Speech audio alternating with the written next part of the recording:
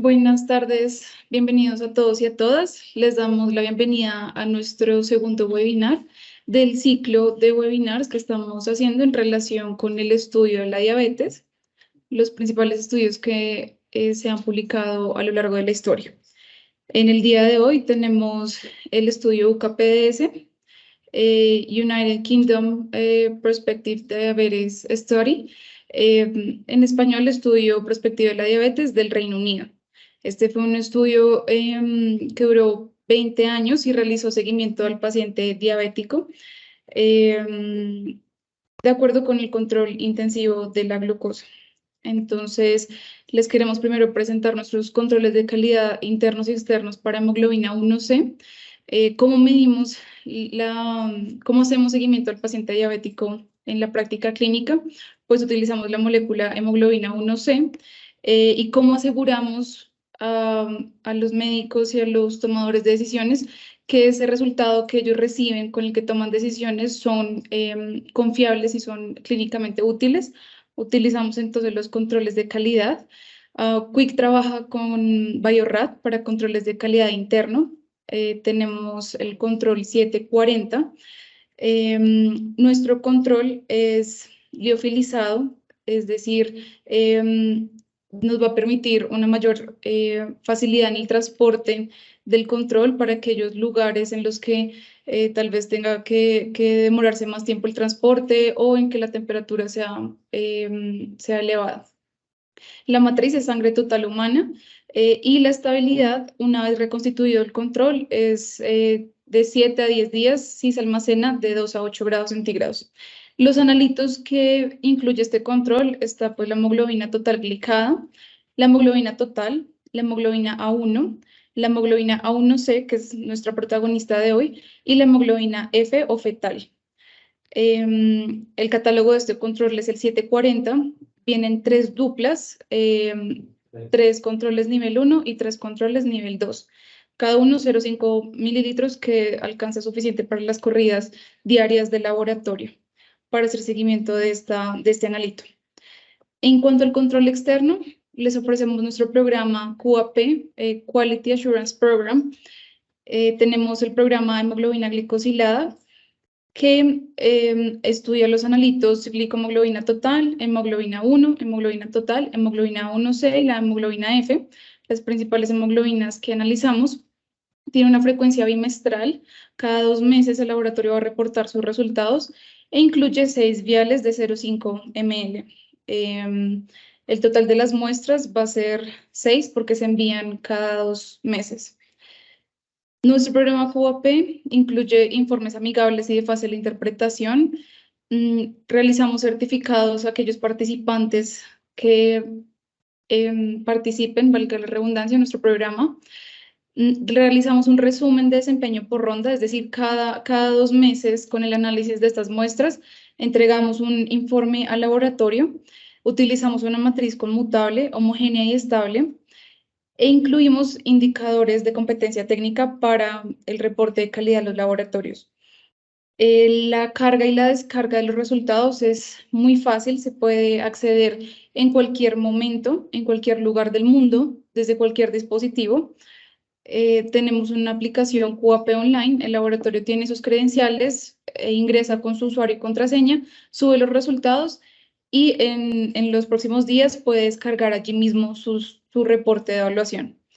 Realizamos reportes subgrupo. Esto es bastante útil para aquellos laboratorios que tienen varias sedes a nivel nacional o inclusive en la misma ciudad. Realizamos algunos de nuestros clientes asesorías personalizadas para ayudar en el análisis de este reporte de control de calidad externo. Realizamos ciclos anuales y una de las ventajas de nuestro programa QAP es que el laboratorio puede iniciar cuando él desee. No tenemos una fecha específica que sea en enero, cada vez deben empezar, y si se afiliaron en abril, entonces perdieron las muestras del primer trimestre. No, el año se cuenta a partir de que el laboratorio solicita y se inscribe a nuestro programa de control de calidad externo. Entonces, bueno, pues damos inicio a nuestra charla de hoy, UKPDS. El speaker de hoy es el doctor Daniel Ruiz, él es médico de la Universidad de los Andes. Adelante, doctor Daniel.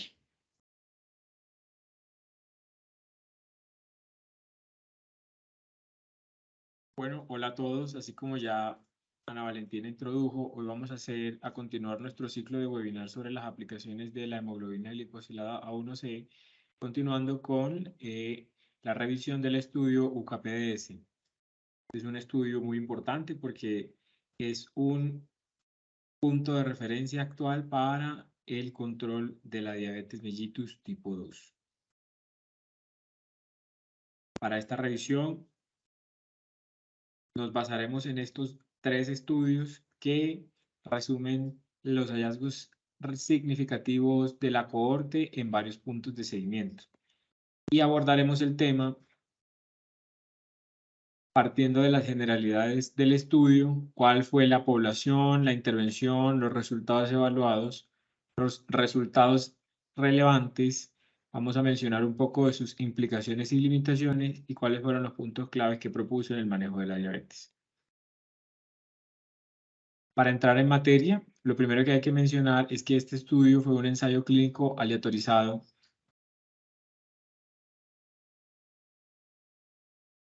Perdonen, acabo de darme cuenta que no se está compartiendo la presentación, entonces vamos a compartir la presentación.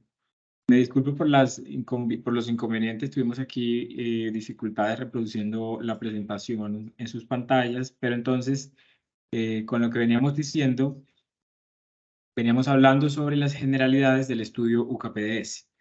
Lo primero que había que mencionar es que este fue un ensayo clínico aleatorizado controlado que se llevó a cabo en el Reino Unido entre 1977 y 1997 en 27 centros de atención primaria y hospitales de esta región. El objetivo principal de este estudio era evaluar la eficacia de diversos tratamientos farmacológicos y no farmacológicos en la prevención de las complicaciones de la diabetes tipo 2. Fue un estudio muy importante porque permitió establecer pautas clínicas para el manejo de estos pacientes, al igual que permitió entender más un poco la fisiopatología de la diabetes y permitió el desarrollo de nuevos tratamientos farmacológicos. ¿Cuáles fueron los objetivos que se planteó el UKPDS? Principalmente, evaluar la eficacia y la seguridad de diferentes tratamientos farmacológicos y no farmacológicos en pacientes con diabetes tipo 2, determinar el impacto del control glicémico intensivo en la prevención de complicaciones micro y macrovasculares, evaluar el efecto de diferentes factores de riesgo como la hipertensión arterial y la dislipidemia en el desarrollo de complicaciones relacionadas a la diabetes tipo 2 y evaluar cuál fue el impacto del tratamiento en la calidad de vida de estos pacientes. Entonces, respecto a los métodos, lo primero que tenemos que mencionar es la población. La población fueron pacientes diabéticos tipo 2 con edades entre los 25 y los 65 años reclutados en estos centros del Reino Unido. Y los criterios de inclusión para homogeneizar a la población fueron los siguientes. Precisamente tener diabetes mellitus tipo 2, que su diabetes de los pacientes hubiera durado menos de 3 años desde el inicio del diagnóstico de estos pacientes, que tuvieran una hemoglobina glicosilada en la línea de base entre el 6% y el 15%, y que estos pacientes fueran capaces de realizar cambios en su dieta y en su ejercicio. Se excluyeron pacientes que tuvieran diabetes tipo 1, pacientes con enfermedad hepática, insuficiencia renal o enfermedades cardiovasculares inestables. ¿Cómo fue el reclutamiento y la aleatorización? Bueno, muy bien, según esta gráfica, el reclutamiento inició en 1977 y se extendió durante 10 años hasta 1987. Al final de este año se habían incluido 5.102 pacientes que se aleatorizaron. Ya veremos un poco más de la aleatorización. Y estos pacientes se siguieron hasta 1997, 10 años después. Terminaron el seguimiento 3.867 de estos 5.102 pacientes. Posterior a eso se hizo un seguimiento adicional de 10 años del 80% de estos 3.867 pacientes. Esta gráfica muestra a detalle cómo fue la aleatorización. Entonces ya vimos que se habían incluido 5.102, pero de esos se excluyeron 744 por tener la glicemia glicosilada, la hemoglobina glicosilada encima del criterio de inclusión y 149 por tener la hemoglobina glicosilada por debajo del criterio de inclusión. De manera que quedaron 4.209 pacientes que se aleatorizaron y presten atención a esta parte, esto es muy importante, en estos tres grupos. Grupo de terapia intensiva. Y el grupo de terapia intensiva eran dos grupos. El subgrupo de terapia intensiva con sulfoniluria e insulina y el subgrupo de terapia intensiva con metformina, el que observamos en rojo y el que observamos en verde. El grupo de terapia convencional era el grupo azul. Luego sus pacientes se siguieron hasta el final del ensayo en 1997. ¿Cuáles fueron entonces una por una las terapias evaluadas? Primero que todo, las sulfonilurias. Se utilizó un esquema de dosis única diaria de glibenclamida o clorpropamida. Iniciaban a una dosis que luego se iba titulando conforme se pudiera alcanzar el resultado objetivo en la hemoglobina glicosilada. Ya veremos cuál era. En el grupo de insulina, el paciente recibía varias dosis de insulina al día y recibía una dosis de insulina ultralenta o NPH una vez al día y recibía insulina de acción corta, que en este caso era la insulina regular, antes de las comidas en caso de que las glucometrías estuvieran fuera de metas. El grupo de metformina utilizó un esquema multidosis al día, varias dosis repartidas en el día, y también iniciaban a una dosis mínima y luego iban aumentando conforme fuera necesario hasta lograr el objetivo glicémico. Las terapias no farmacológicas básicamente consistían en consejerías a estos pacientes en estilo de vida, tanto en dieta como actividad física. A estos pacientes en dieta, ¿qué se les recomendaba? Se les recomendaba disminuir en un 30% el consumo de grasas, en un 10% el consumo de grasas saturadas y aumentar el consumo de fibra. ¿Cuáles eran las recomendaciones de ejercicio? Se les recomendaba realizar actividad física moderada a intensa, 30 minutos al día, la mayor cantidad de días posibles a la semana, y además se les indicaba ir aumentando la intensidad de ese ejercicio conforme el cuerpo se iba acostumbrando. Y bien, ya vimos que los dos grandes grupos de intervención o tres grandes grupos de intervención fueron terapia convencional y terapia intensiva. La terapia convencional en general consistió en modificaciones en la dieta y el ejercicio de los pacientes, lo que se considera como hábitos de vida saludable, y solamente a estos pacientes se les daba hipoglucemiantes orales en caso de que presentaran síntomas de hiperglucemia. El objetivo de hemoglobina glicosilada A1C para estos pacientes era por debajo del 9%, bastante laxo. No así el grupo de terapia intensiva, fuera con insulina o sulfoniluria o fuera con metformina, incluía un esquema de múltiples monitorizaciones al día con glucometría, realizadas por el mismo paciente. Los pacientes que recibían insulina, pues como ya dije, recibían múltiples dosis al día en un esquema basal bolo correctivo, y el objetivo era una hemoglobina glicosilada lo más cercano posible al 6%, en general menor al 7%. ¿Y cuáles fueron los resultados evaluados? ¿Qué buscaban evaluar? Entonces, resultados microvasculares, macrovasculares y una miscelánea de otros resultados. ¿Cuáles eran los microvasculares? La retinopatía diabética, la aparición y la progresión de la nefropatía y la neuropatía diabética. ¿Cuáles eran los macrovasculares? Pues en este grupo se incluyó la enfermedad coronaria, el accidente cerebrovascular y la mortalidad por cualquier causa. El otro grupo eran una serie de endpoints como el impacto del medicamento o del manejo en la calidad de vida. En un resultado que se denominó, como dice aquí, cualquier resultado relacionado con la diabetes, en todo este endpoint que se denominó de esta forma, se incluían todos estos eventos que se ven en la presentación: muerte por diabetes, infarto de miocardio no fatal, falla cardíaca o angina, ACV no fatal, amputación, falla renal, fotocoagulación de la retina, hemorragia vítrea, extracción de cataratas. Todos estos eventos se incluyeron para el análisis en el ítem que se llama cualquier resultado relacionado con la diabetes. Y en el ítem que se llama cualquier muerte relacionada con la diabetes, se incluyó en cambio infarto de miocardio fatal, muerte súbita, ACV fatal, muerte por enfermedad vascular periférica o por enfermedad renal o muerte por hipo o hiperglicemia.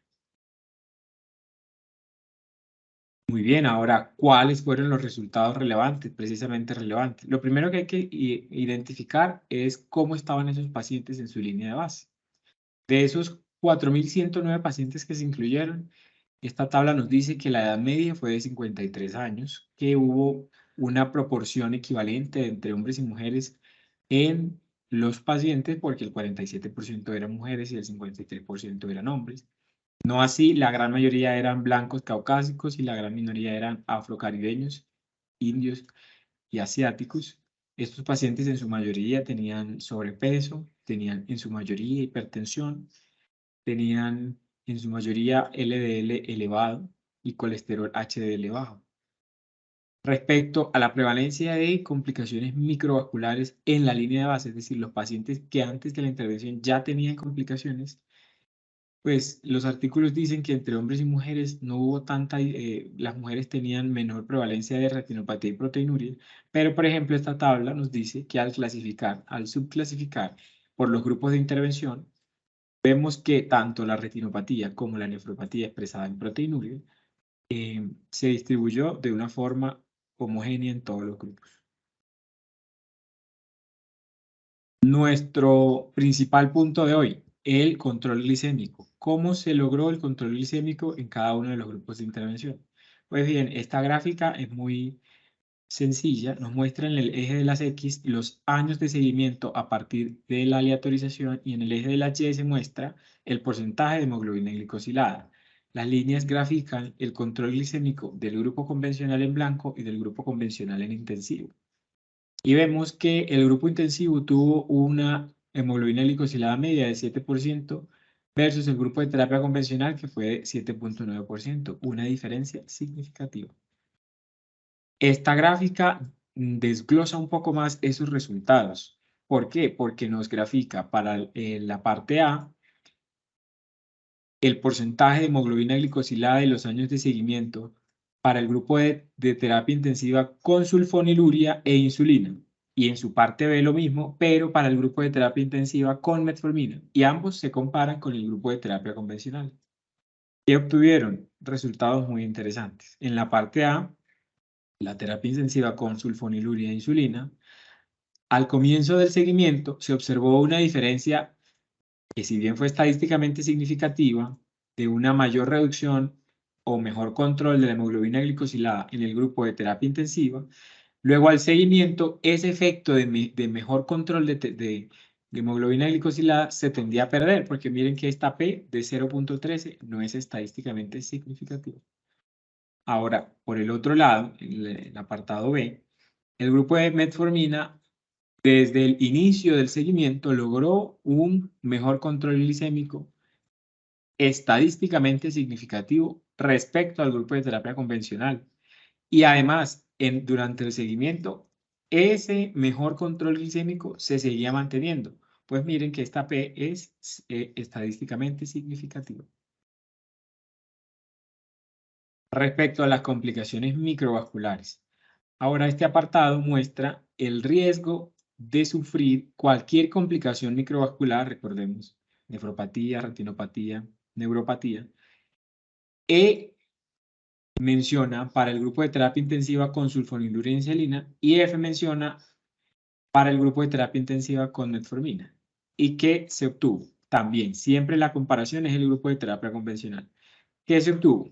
Muy bien, por el lado de la terapia intensiva con insulina sulfonilurea, hubo una reducción del riesgo de sufrir cualquier enfermedad microvascular en todos y cada uno de los puntos de seguimiento. Ahí lo pueden ver, los puntos azules y el promedio en rojo. Y en todos esos puntos de seguimiento esa disminución en el riesgo fue estadísticamente significativa, pues aquí vemos que no toca ninguna de las rayas de los intervalos de confianza al 1. Por su parte, la metformina también logró una tendencia a la reducción del riesgo de enfermedades microvasculares, pero miremos entonces los intervalos de confianza, que son las líneas que rodean a cada uno de los puntos. Estos intervalos de confianza ya tocan la línea de insignificancia estadística. De manera que aunque hubo una tendencia, esa tendencia no fue estadísticamente significativa. Esto es un gran resumen de las complicaciones microvasculares, porque vemos que están de nuevo graficados los años de seguimiento en el eje de las X y el porcentaje de pacientes con un evento microvascular, fuera falla renal, muerte por falla renal, hemorragia vítrea, fotocoagulación, los que ya habíamos definido. Y las líneas, vemos que la línea blanca es el grupo de terapia convencional y la línea azul es el grupo de terapia intensiva. En general, el grupo de terapia intensiva global, tanto de metformina como insulina sulfonilúrica, tuvo una reducción del 25% del riesgo de sufrir cualquiera de las complicaciones microvasculares aquí mencionadas. Y además, esta reducción fue estadísticamente significativa. Veamos que el intervalo de confianza aquí puesto no incluye el 1 o insignificancia. Respecto a las complicaciones macrovasculares, ¿qué es lo que se menciona en estas 4 tablas? En estas 4 gráficas se ve para terapia intensiva sulfoniluria insulina y terapia intensiva con metformina. Se ve los resultados del endpoint que habíamos mencionado, que era cualquier resultado relacionado con la diabetes. Y se ve el resultado de infarto de miocardio. Entonces, para el grupo de metformina es el B y el D. Para el grupo de metformina vemos que hubo también una reducción del riesgo de sufrir cualquier evento relacionado con la diabetes. Ya vimos cuáles eran. Esa reducción fue positiva para el grupo de terapia intensiva con metformina en todos los puntos del seguimiento y fue estadísticamente significativo. A su vez, también hubo una disminución del riesgo de sufrir infarto de miocardio en todos los puntos del seguimiento para los pacientes con terapia con metformina respecto al grupo de terapia convencional. Ahora, ¿qué pasó con los del grupo de terapia intensiva con sulfonilura e insulina? Vemos que también, sí, claro, están los puntos graficados hacia el lado inferior que favorece a la terapia intensiva, es decir, hubo una tendencia a la disminución del riesgo de infarto de miocardio, aquí en la tabla C. Pero, de nuevo, fue estadísticamente no significativo. Cabe aclarar que estadísticamente significativo no siempre quiere decir que no sea clínicamente significativo. Aquí entran a jugar varios aspectos del tamaño de la población y del poder del estudio para sacar conclusiones. Entonces, esto no es que porque un resultado en un estudio no es estadísticamente significativo, es del todo concluyente como clínicamente significativo. Pero pues estos son los resultados y hay que mencionarlo. Continuando con las complicaciones macrovasculares, las anteriores gráficas hablaban del seguimiento inicial. Esta tabla muestra el seguimiento posterior. Los resultados siempre los vemos como seguimiento inicial y seguimiento posterior. Es decir, posterior fue cuando se acabó como tal el seguimiento en 97 y el seguimiento posterior fueron los 10 años posteriores a 1997 y esta gráfica es la que muestra esos resultados como fueron.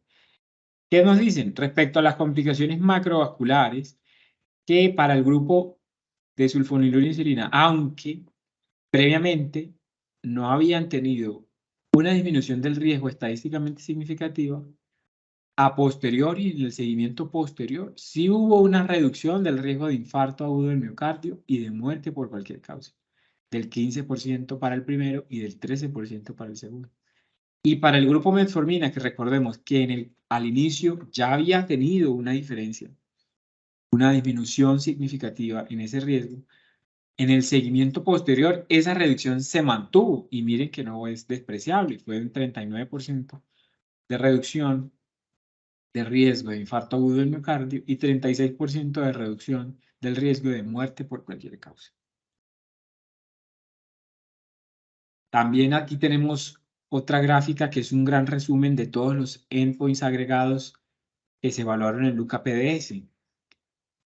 Miremos que se incluyeron cualquier evento relacionado con la diabetes, muerte relacionada con la diabetes, mortalidad por todas las causas, infarto de miocardio, ACV y enfermedad microvascular.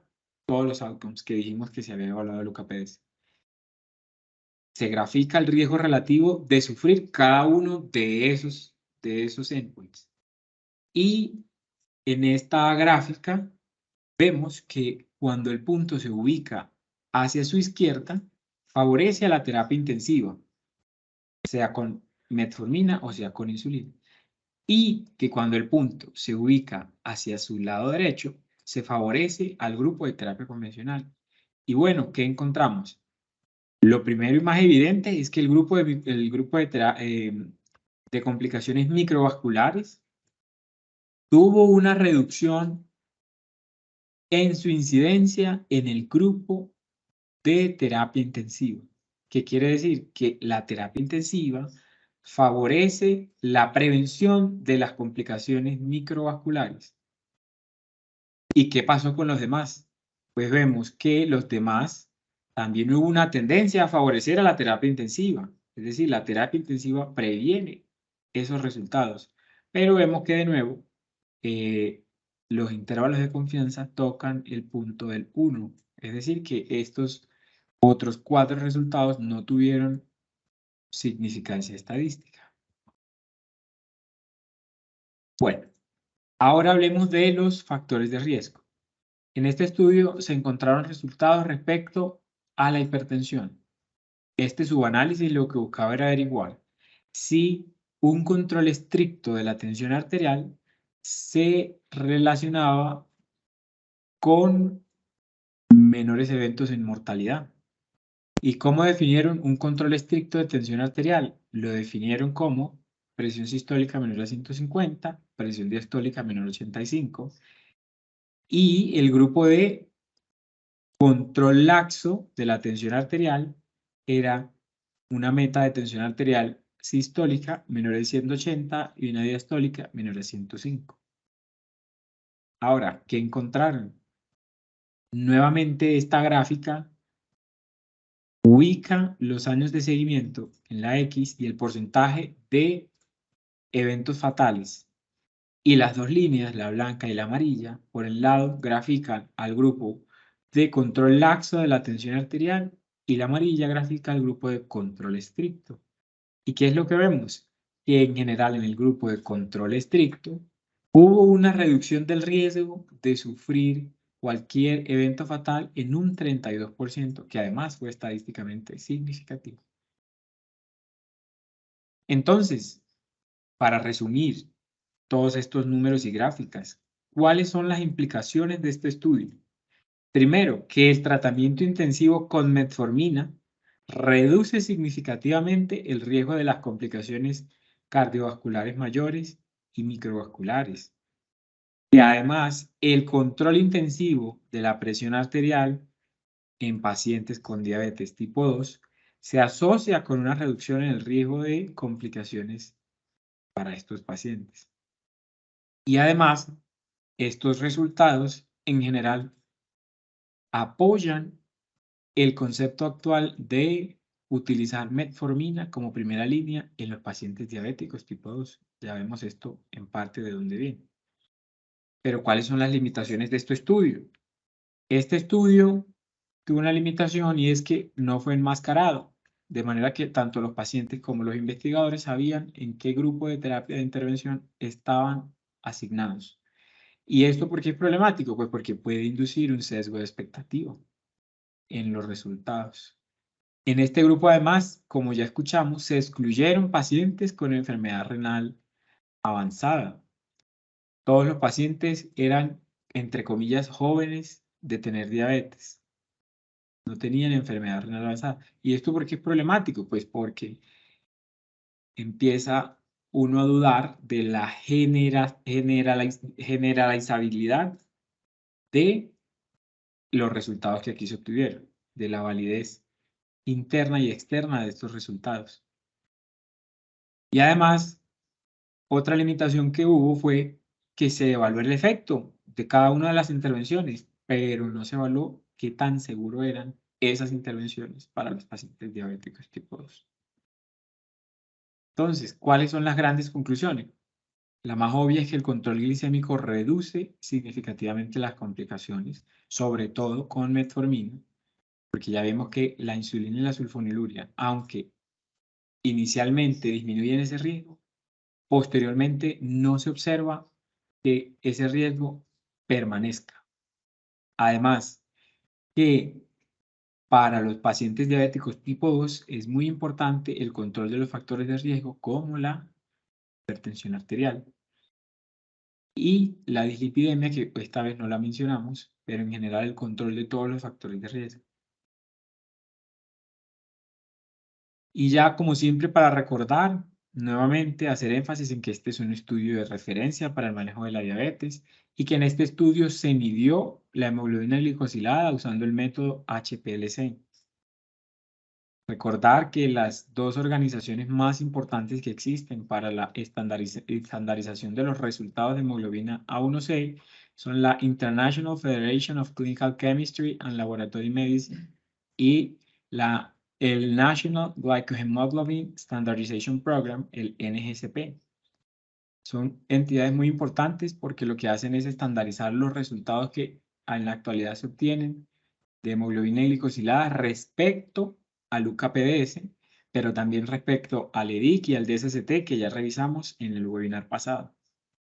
Y esta gráfica muestra cuáles son en la actualidad los métodos que se utilizan en todos los laboratorios certificados por la NGCP para medir la hemoglobina glicosilada. Vemos que el 65% usa HPLC, 40% el método, el ensayo de Bio-Rad, y el resto pues usa otros ensayos. Estas fueron las referencias de los artículos que utilizamos para apoyar esta revisión y si tienen dudas adicionales o comentarios que quieran hacernos llegar adicional a este espacio de webinar, lo pueden hacer mediante estos canales. Muchas gracias. Ahora vamos a resolver las preguntas que surgieron durante este webinar.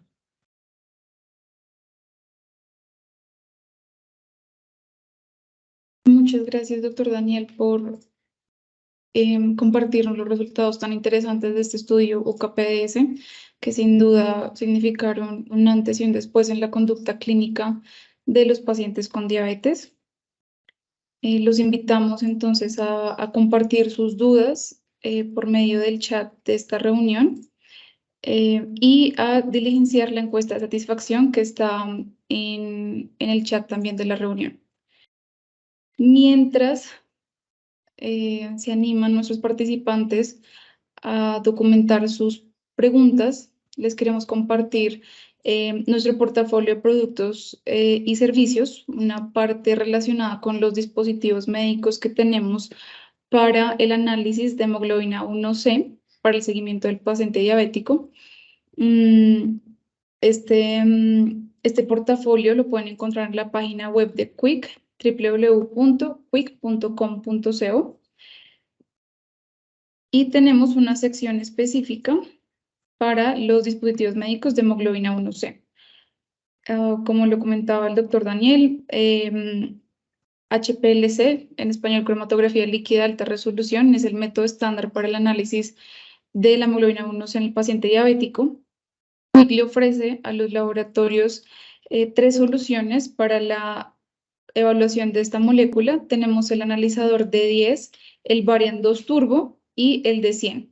Los 3 trabajan por cromatografía líquida de alta resolución. Por una parte, tenemos entonces el D10. Dentro de las ventajas que tienen nuestros analizadores es que no tienen interferencias con las hemoglobinopatías más comunes que presentamos, la hemoglobinopatía S, C, D y E. En el caso de Colombia, por ejemplo, en la región Bayuna o el Valle por Cali o Popayán, se ha evidenciado bastante prevalencia de pacientes con hemoglobinopatías. En este caso, nuestras metodologías no van a alterar sus resultados de hemoglobina 1C en aquellos pacientes que tengan estas variantes de hemoglobina. Por el contrario, va a facilitar su diagnóstico y su identificación para un tratamiento oportuno en estos pacientes. El D10 entonces tiene un tiempo de procesamiento de muestra de 3 minutos, es decir, 20 muestras en 1 hora y 10 minutos, y la columna tiene una duración de 400 muestras, luego se debe cambiar. Es un procedimiento bastante sencillo. Tenemos capacidad para analizar 10 muestras por corrida. Aquí en la parte derecha del analizador vemos pues la bandeja de entrada. Ahí ingresamos el rack. Aquí está nuestro reactivo 1, reactivo 2 y el wash. La muestra que utiliza sangre total, no se requiere destapar los tubos. Y pues realizar la separación y determinación del porcentaje relativo de las hemoglobinas que mencionamos. Todos estos analizadores tienen certificación vigente por la NGSP y la IFSC. Aquí a la derecha, en la parte inferior derecha, observamos el cromatograma que nos arroja nuestro analizador para el análisis de resultados. Como segunda opción, les presentamos el Variant 2 Turbo, también de Bio-Rad, hemoglobina, cromatografía líquida de alta resolución. El Variant 2 Turbo es para aquellos laboratorios que tengan un volumen de muestras mayor. Tiene un tiempo de procesamiento de 97 segundos, aproximadamente minuto y medio, lo que nos indica una cantidad de 40 muestras de procesamiento en 1 hora. La columna nos dura 2.500 muestras. Posterior a ello se realiza el cambio de columna, que nuevamente es un procedimiento bastante fácil, dura menos de 10 minutos. El Variant 2 Turbo tiene capacidad para analizar 100 muestras de corrido. Aquí en la parte derecha observamos la bandeja de entrada. Se pueden colocar 10 racks de 10 muestras cada uno. No se requiere destapar los tubos, puede ser sangre total. Y igual que el de 10, no va a tener interferencia el resultado de hemoglobina 1C en aquellos pacientes que tengan alguna hemoglobinopatía S, C, D y E. También está pues, certificado el método por la NGSP y la IFSC. Y por último les presentamos nuestra última tecnología por Bio-Rad, es el equipo D100. Este equipo también utiliza la cromatografía líquida de alta resolución, HPLC. Incluye una tecnología de identificación por radiofrecuencia con los reactivos, la columna. Entonces podemos ingresar los reactivos y el analizador va a identificar inmediatamente el volumen del reactivo. En el caso de la columna nos va a identificar las inyecciones que tiene de sobra y las que les faltan para vencerse. Con el prefiltro lo mismo. Este analizador procesa una muestra en tan solo 45 segundos, lo que nos da un volumen de 80 muestras en 1 hora. Y el cartucho de análisis tiene una vida útil de 10.000 muestras o 90 días una vez destapado el cartucho. Si en el de 10 y en el Variant el cambio de cartucho es un procedimiento sencillo, en el de 100 es mucho más sencillo, es un procedimiento que llega a durar 2 minutos máximo. Al igual que en las anteriores dos tecnologías, el de 100 utiliza sangre total, no se requiere destapar tubos. También tiene aquí a la derecha la bandeja de entrada de los racks, que alcanza para 10 racks de 10 muestras, para un total de 100 muestras. Y los resultados no se van a ver alterados en aquellos pacientes que tengan una hemoglobinopatía S, C, D y E. La metodología también está certificada NGSP e IFSC. Y tiene un sistema advisor integrado. Este sistema advisor le facilita al bacteriólogo o al usuario del analizador la validación del resultado. Este sistema advisor se configura, se le indican los criterios que debe tener el cromatograma y los resultados para que sean validables y facilita el trabajo del bacteriólogo o del usuario que lo esté utilizando para su validación. Tiene una pantalla integrada, la pantalla es táctil y es de fácil manejo. Y por último, aquí les compartimos un ejemplo del informe de resultados. En este caso es de el Variant 2 Turbo.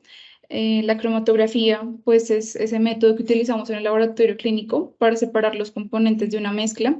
En el caso de la hemoglobina, separamos los componentes de la hemoglobina. Entonces, el analizador detecta la hemoglobina 1A, la 1B, la hemoglobina fetal, la hemoglobina lábil, la hemoglobina 1C, que es la que que tiene mayor interés clínico, y una hemoglobina subcero. Entonces, en el hemocromatograma observamos en el eje X el tiempo. Este caso es de un variant porque dura 1,5 minutos. Y en el eje Y el porcentaje de la hemoglobina. Entonces, observamos estos picos que se van detectando a medida que pasa la muestra de sangre por la columna y el detector del analizador. Entonces, los primeros picos corresponden a la hemoglobina 1A, hemoglobina 1B, hemoglobina fetal, en caso de que un paciente adulto la tenga, y el pico que se resalta es de hemoglobina 1C. ¿A qué corresponden estos resultados que recibimos cuando nos hacemos las pruebas en el laboratorio de 7%, 8% o 5% en un paciente sano? Corresponde al área bajo la curva que hace referencia a la hemoglobina 1C. En este caso, aquí está resaltada. Entonces, por ejemplo, en este paciente, el 5,5% de esa área bajo la curva corresponde a la hemoglobina 1C. Y de allí se toman las decisiones para el tratamiento clínico del paciente. Si quieren otro espacio para detallar aún más los resultados que nos arrojan los cromatogramas de la metodología HPLC, por favor déjennoslo en los comentarios. Y pues estos son nuestros datos de contacto, Facebook, Instagram, LinkedIn y Twitter. Los datos de nuestro contact center. Tenemos también pues servicios en Panamá y en Ecuador para que nos contacten. Entonces, pues bueno, les damos